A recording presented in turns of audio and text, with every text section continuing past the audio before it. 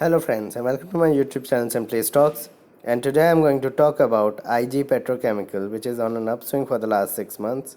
So let's understand what is buzzing in the stock and let's understand whether you should invest in the company. So let's get started. First of all, a disclaimer that this is not the stock recommendation, and people taking any position into any share that I talk about should do that with their own due diligence and research, and I'm not in favor or against any company that I talk about. Before I talk about IG Petrochemicals, here's a small request that kindly support me on Patreon, and once you do that, it will help me grow the channel, help you also ask me questions in greater detail.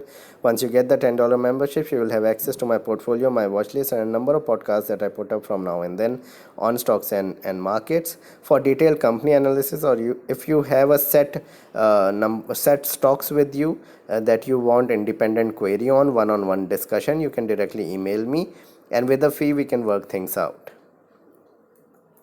Now about the company. Established in 1992, it provides various chemical products. Its major product is phthalic anhydride, which it sells globally. Currently trades at around 8 to 9 times earnings, but with the earnings that has come in the June quarter, the PE has scaled to around 35 to 40 times.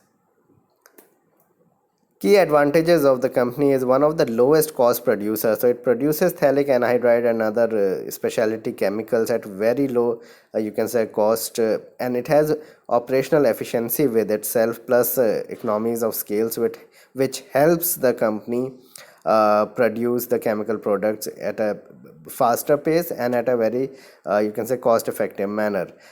There's strategic plant location, so that if you take raw material from one plant to the other or one plant to the main location where the production takes place, it is not a huge distance, and the plants are located to dockyards, closer to the dockyard, so that it can be shipped, or the products could be shipped globally as well very easily.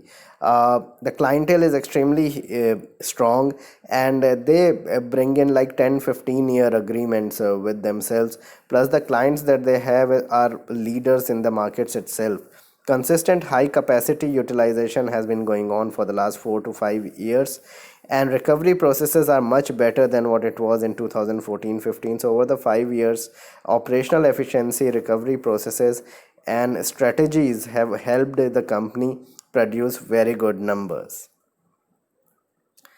The stock performance, so it has been down 73% from the 2018 peak. This was during the March, you can say Feb March fall. At that time it was down something like 73%, but the recovery has been quick, sharp, and extremely good. So the market cap has also swelled beyond 1000 crores. It is now down just 35-40% from those peaks, and currently it does trade at 45-50 times, but that is due to the June numbers, which hasn't been that great. So numbers are improving over the last couple of years, but the current shutdown situation or the lockdown situation has hurt the company in terms of profitability and numbers. Promoter holding is pretty high.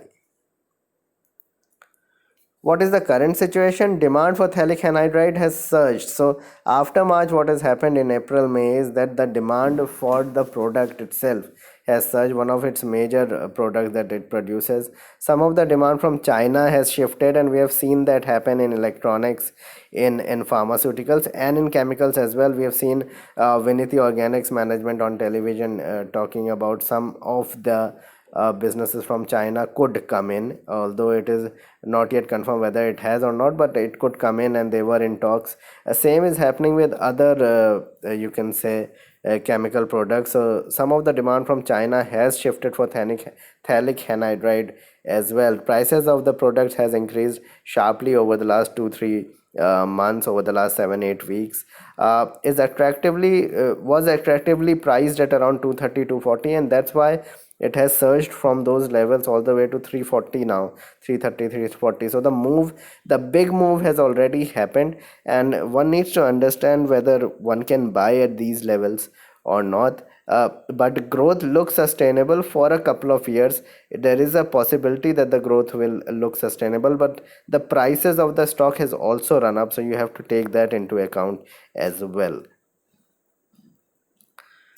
So what needs to be done? In my opinion, I would still avoid, and the reason for this is that first of all, better chemical companies are available, and I have talked about you can have a look at my chemical stocks, like the set of chemical stocks video, in which I have talked about the chemical stocks which are the best in the business and which could be brought. I mean, IG Petro doesn't list in those five. So there are better companies available at reasonable valuations. I won't say at very cheap valuations, but reasonable valuations, and I'd avoid this.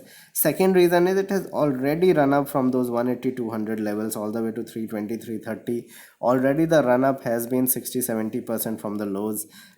If you buy now, and if there is some kind of, you can say, volatility in the small cap index, or some kind of negative news coming in from the American elections and everything in the next 2-3 months, these are the type of stocks that could fall the most. So that's why I would avoid.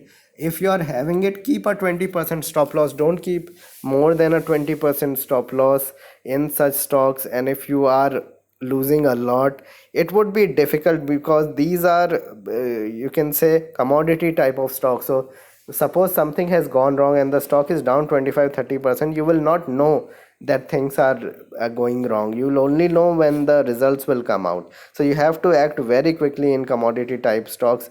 Keep a strict stop loss, and if that gets hit, even if the stock reverses later on, you should just keep your capital so that you are able to fight another day. So having a 20% stop loss is extremely important.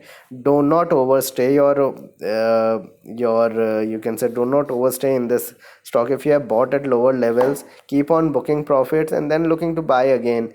These are not 5-10 year plays, in my opinion. So strict targets, timeline, stop losses should be maintained, and keep track of raw material, you can say, cost, product cost, raw material prices, etc., because that has a direct effect on the kind of numbers that such companies would produce.